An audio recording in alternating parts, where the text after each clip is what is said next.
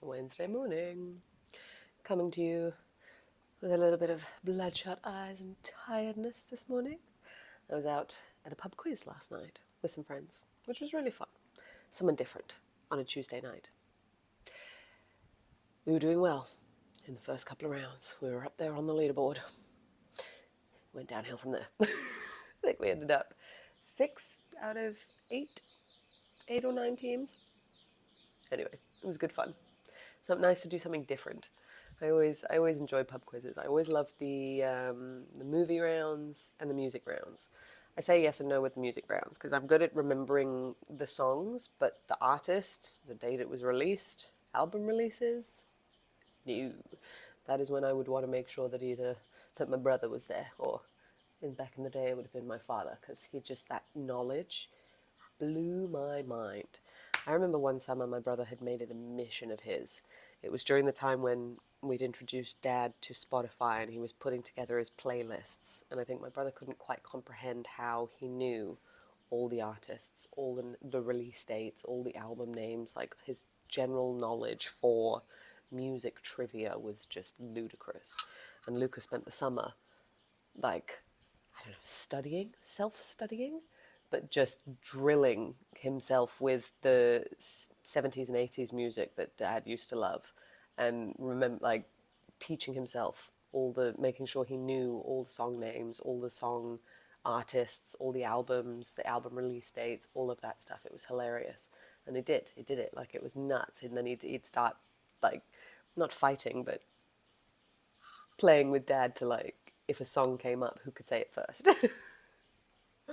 Oh, you guys, man, that knowledge that they can hold for sports and music and trivia, and it just that blows my mind. I mean, women can do it too, but holy crap, it's like next level with some of those stats. I don't know about you, but my man, his brain just, yeah, it absolutely fascinates me. Could have used his help on the F1 question the F1 question. It was who won the Grand Prix recently. I think it was Leclerc instead of I was like, I have no clue, I wasn't paying attention, we didn't watch that one, and I didn't listen to what he said who had won, so I was like, Verstappen. I was like, at least we have a chance because he normally wins. But no, Leclerc's been doing really well actually at the moment, so that's quite fun. Rooibos this morning with some honey. Gosh, it does remind me though of my drinking days. I do sometimes feel a little bit sick when I think about those. Like, high functioning alcoholic is an understatement. The amount that we used to drink back then is so gross to me.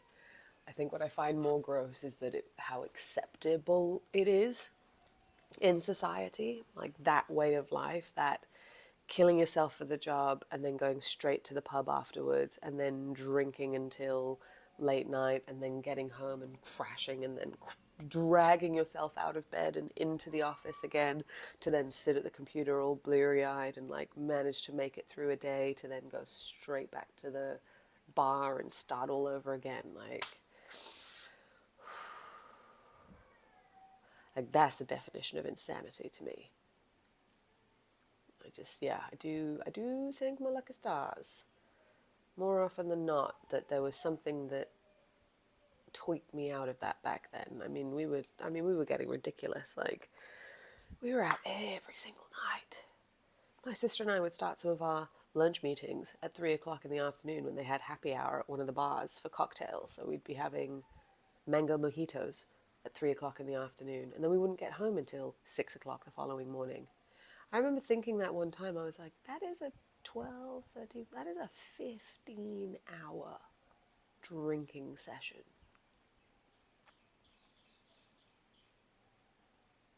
15 hours. Just sitting at a bar. Drinking. Chatting shit. And then getting back up and doing it all over again.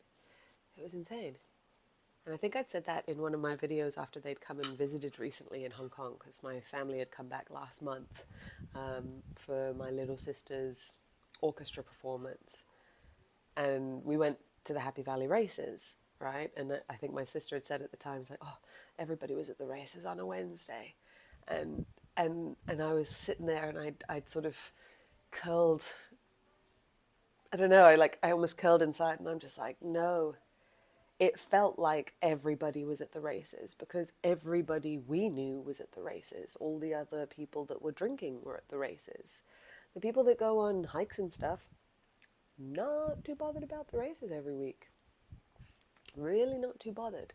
And I couldn't believe it was when we walked through and I'd said to Sam, I said, just watch, like you're going to feel like you know people, but you can see the same groups. It's like the same guys in suits with their briefcase, the new guys that have just come into town, the young girls that are on their nights out, the corporate, bros that are over there that have come for drinks after the day. Like, it's the same people, just recycled. um, Nothing good happens after midnight. I remember when Mum had told us that, and I was like, well, you clearly haven't been out past midnight because some things are fun past midnight. But so much of that is true. So much of that is true.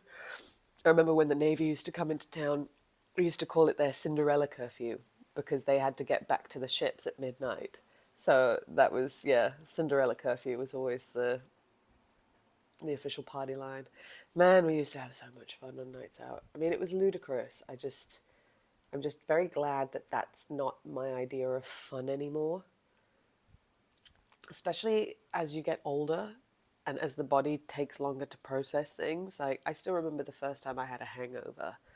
Because, when you're young and you start drinking, it's like, oh, I don't get hangovers because your body's just processing everything so quickly and you're moving around a lot and you're more often than not up and down, running around. And the first time I got a hangover, I was like, oh. And then now, I mean, I had 2 gin and tonics last night, so it wasn't anything crazy. But I don't drink normally anymore. Like, we don't usually have, ooh, sorry. Big yawn. Today's going to be a long morning. I'm going to be so ready for my nap when I get home. Got 3 clients back to back this morning, 9, 10 and 11 a.m., which is exciting.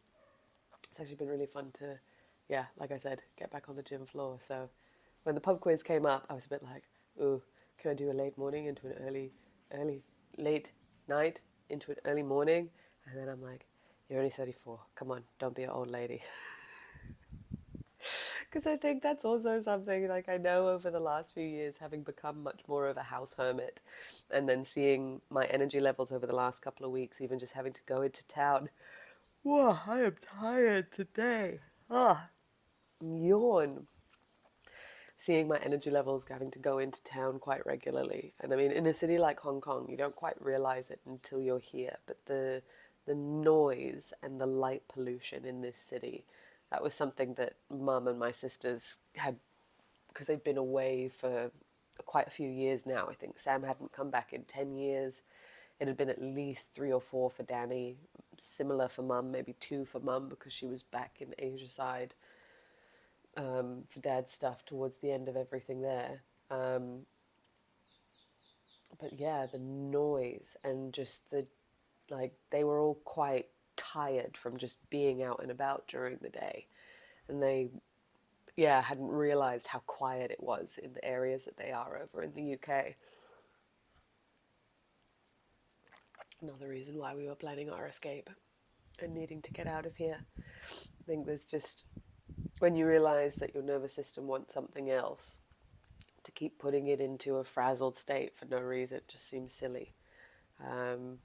Yeah, it's just different games, different phases. I think that's the biggest thing with all of this. People keep forgetting.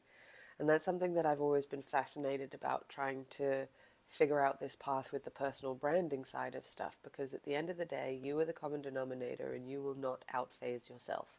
There will be phases of you within your life, but you will not outphase yourself. Businesses, services, products, they can come and go, but what you're building, what you're cultivating, your body of work, your assets that you build around you, that, like, you get to build a vehicle that doesn't feel like it's starting from zero every time you change your mind or change or have a new idea or decide to go left instead of right. Like, Yep. Lincoln's in his favourite spot down there as well. I think that plays in a lot to this having to pick one thing as well. Because when you build a personal brand, it's the nature of it being multifaceted and the fact that we are multifaceted that you're able to fit things under an umbrella as long as it makes sense. I still think with that sort of tact in terms of lots of different projects and things, trying to get one or two that complement each other moving at the same time, max, at least to get the ball rolling and going and moving. I think it takes a certain amount of focused and directed effort. Like, I know for me now, I've got the agency work, I've got the PT work. That's my base. Again, my biggest thing with everything that I've been working towards, it's how do we find a base that's high paid, low maintenance as best as possible. And then everything else is bonus that's built through my assets, my sidekicks, my consultation, my strategy sessions, and all of that. And my job is to then figure out how best to present that message to the world and find the right people, and then be patient enough to be able to not just grasp at anybody that comes through the doors and have the discernment to qualify them as well. Because I think that plays into it when you are starting to build. Especially on the coaching and consulting side, it can be a very slippery trap to want to start to either reduce prices or give free sessions or try and force people that aren't quite ready. Oh, she's yawning again. And to kind of try and force people into a sale that aren't quite ready. And then they're not ready to do the work. They almost feel like they've been gypped into a sale or a pack of a coaching something. You're then trying to impose this amazingness onto them. They're pulling back because they're not fully committed. Like, it did take me a while to realize that the quality of the inbound leads, if you're able to get your marketing, your content, and again, focus on how amazing your work is with your clients, with these people, and then projecting that message out, those inbound leads are a very different caliber of person than the grasping, I'll take anybody kind of energy that comes in sometimes when you start to build some of these businesses. And I think that's also can be a nice little slippery trap for some entrepreneurs when it's very easy to then think there's a you problem when it's a you qualifying your client's problem. Like, I'd found that I was barking up the wrong tree with some of the groups here, and it's like, well, instead of getting annoyed at the fact that the people here aren't at an awareness level or a consciousness level within their business that I want to operate at, then my job is to target the people that are and have the conversations that are. And this kind of ties back into what I was saying yesterday about adult conversations and speaking to your audience like they're not stupid.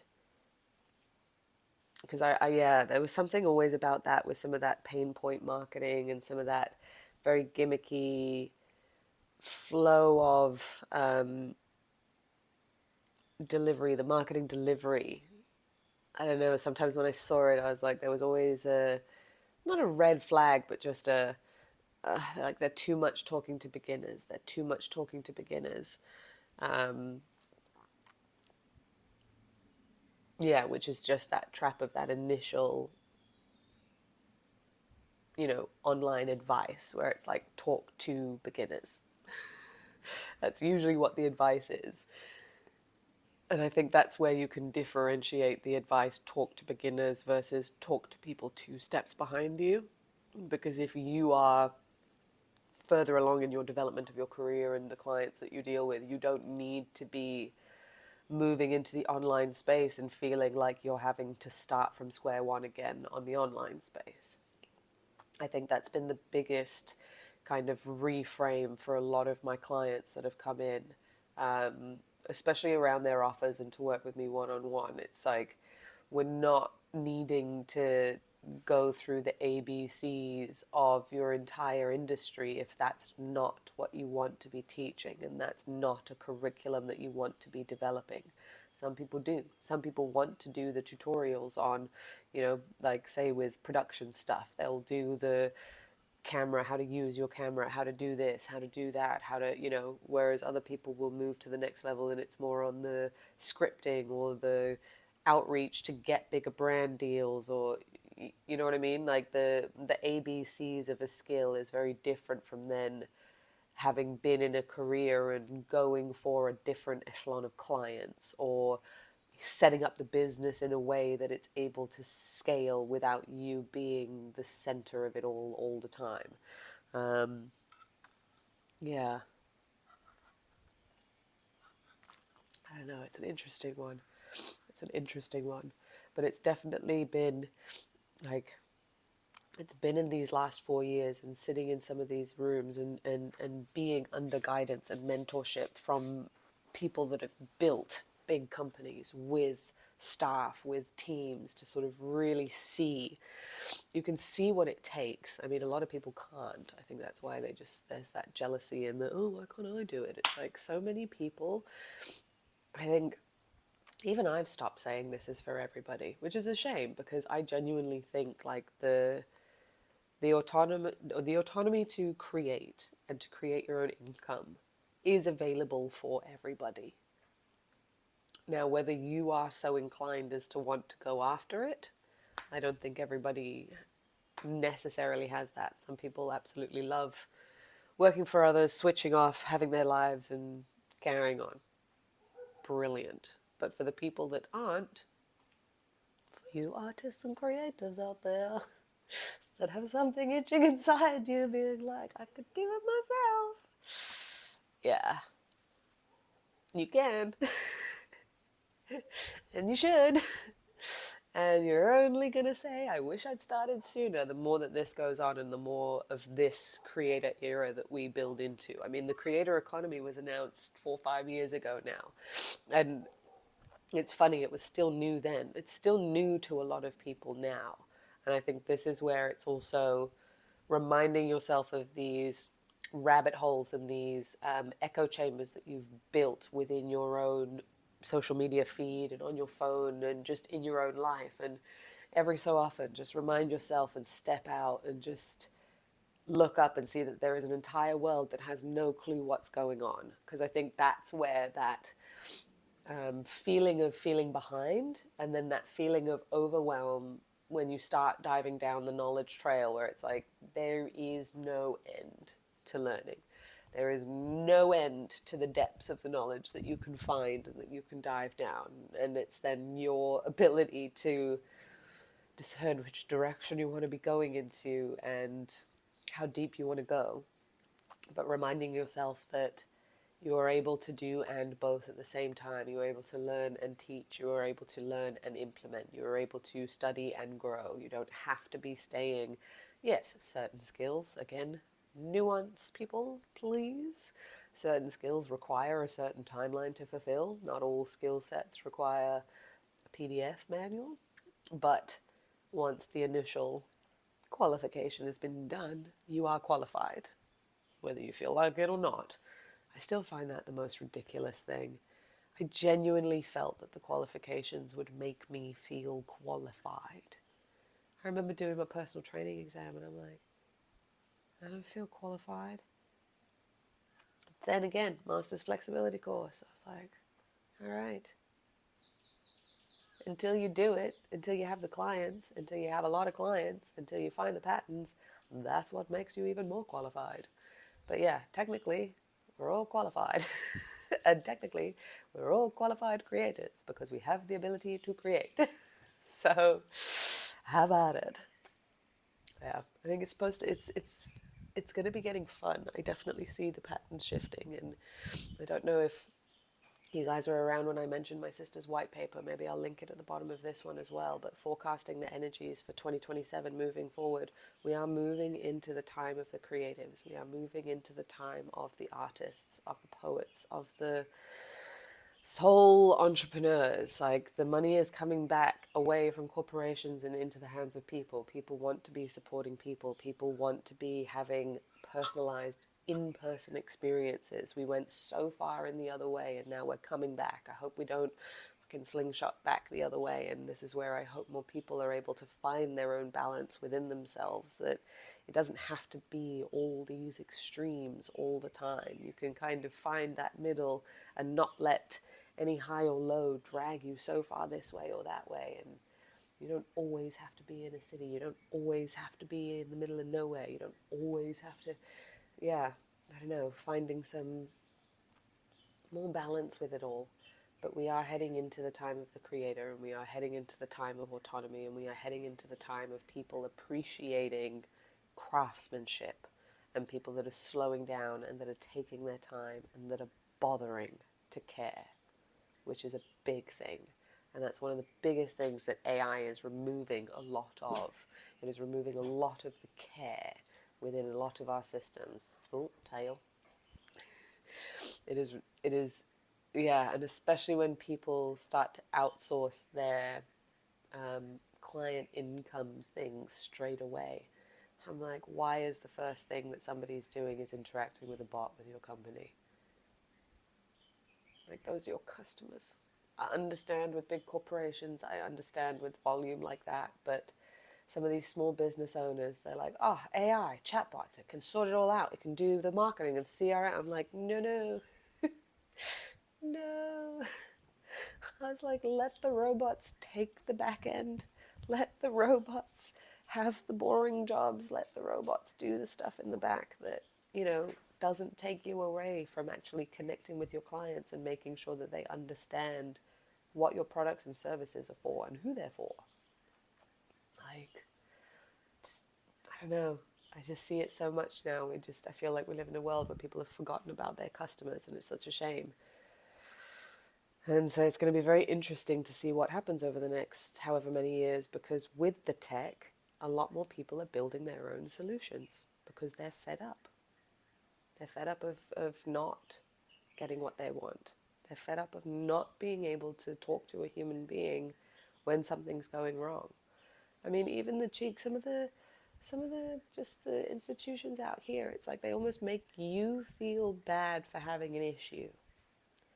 And then it's very obvious that they don't want to do anything to solve it. I don't know. Customer service, man. I mean, we've had chats about this a lot, me and my husband, even just flying, just the nature of flying nowadays is so unfun compared to what it used to be. And even with the way that they break down the tickets now, it's like, really? You're going to charge me for my seatbelt now too? Am I paying for my life jacket? It's like, of course, it was all kind of included in the price before, but the way that they're breaking it down now and just like sucking out all the margins, it's just everything's just so unnecessary. It's like a plane ticket used to be 1 or 2 clicks of a button. Now it's like 45 screens and sheets, and do you want this and that and this and that, and would you like... And then you rock up at the desk, the person at the desk doesn't even look like they want to be there. Before, they used to greet you with a smile. Welcome! It's like you're about to go traveling, not just, okay, go. And look, I get it. It's been tough. But yeah,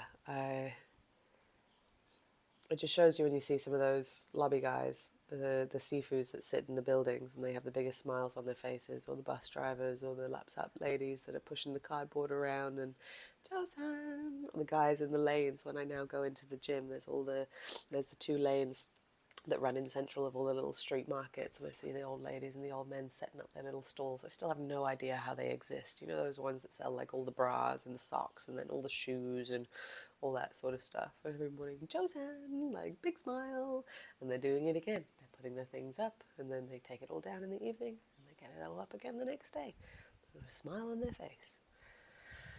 I think happiness is so much more of a perspective than it is anything else, and we forget that. Finding joy in the mundane, finding fun in the day-to-day, right? Like, how do you get excited about life's magic again? Even the mundane. The magic in the mundane. When you can crack that, everything else starts to unfold around that. I really believe that with these big, we put out as well, and we get in. What we put out, we get in. So if we're always putting out all this, and all we're getting is this, you know, be the light, be the joy, operate from that. And I think a lot more things click into place. Kind of took that thread that way a little bit at the end of that conversation, didn't it? All right, tea with Maja. I think we're done for today. I didn't manage to get yesterday's episode up, so there'll be 2 episodes going live today, so don't get confused. And don't you worry, I will try and make sure that they get sorted day of. I just had horrible Wi-Fi. I don't know what's been going on in Hong Kong. I'm not the only one to be complaining about it, but our Wi-Fi is starting to get real bad. Just the general available open Wi-Fi. Champagne problems. All right. I'm done.